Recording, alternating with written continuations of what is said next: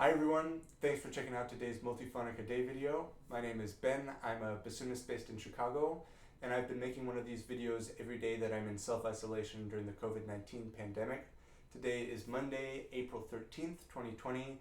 This is actually day 30 of self-isolation for me, and today is episode 28 of Multiphonic-a-Day. I want to dedicate today's multiphonic to Liza Lim because it's one that I found in her solo bassoon piece, Axis Mundi. As I've mentioned before, this is one of my very favorite solo bassoon pieces, period. And this particular multiphonic occurs at this really wonderful cadential moment at the bottom of the first page. This is B flat 2 minus left hand 3.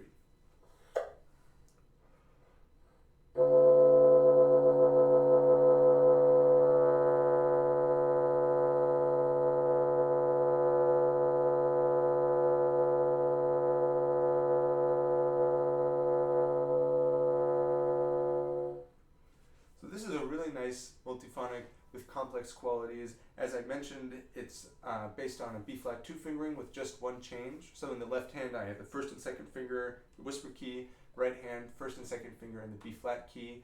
And so I'm just removing the third finger of the left hand from your standard B flat 2 fingering.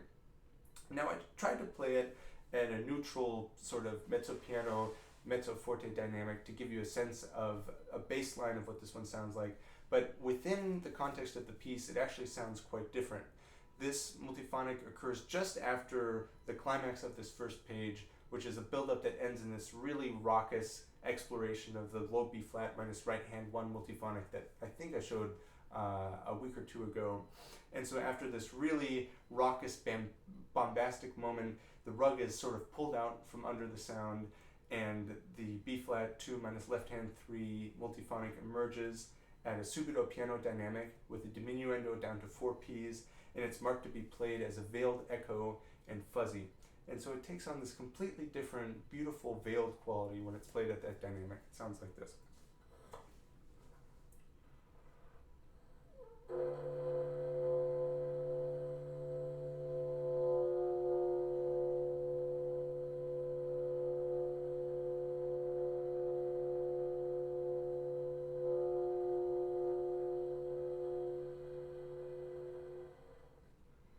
So it's this really tender sound, almost otherworldly to my ear.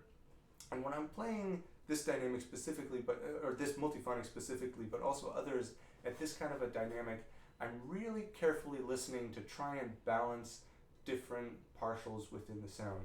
So I hear two most prominent pitches in here. The first is a C sharp 3.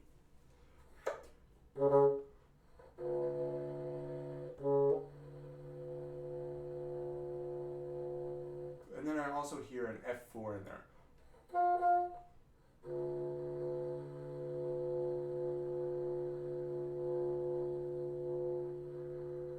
So I'm really trying to keep those two pitches within the multiphonic as balanced as possible.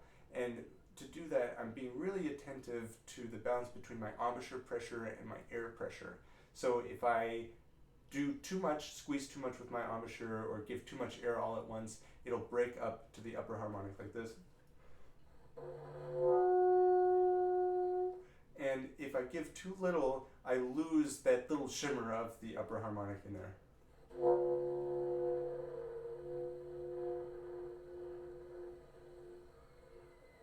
And it eventually just disintegrates into air if I'm not giving enough air pressure or not enough pressure with my embouchure.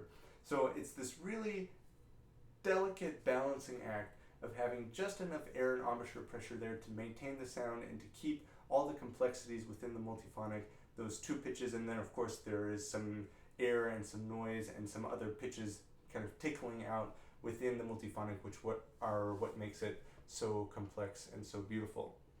So I'm going to play just the last line of this first page to show you the raucous moment that the page builds up to, and then the entrance of this beautiful veiled multiphonic. So thanks for watching today.